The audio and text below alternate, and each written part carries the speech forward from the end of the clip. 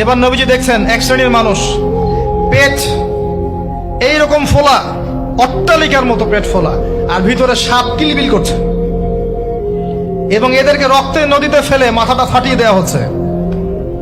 নবী জিজ্ঞাসা করলেন সাল্লাল্লাহু আলাইহি ওয়াসাল্লাম, এরা কারা?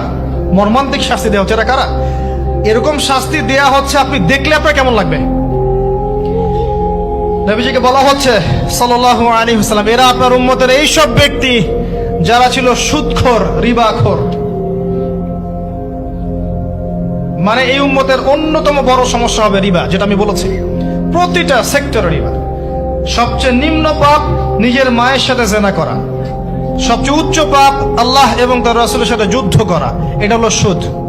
এবং এর বাস্তবতা হচ্ছে এই, ধনী দিন দিন ধনী হবে, গরিব দিন দিন গরিব হবে, এটা বাস্তবতা।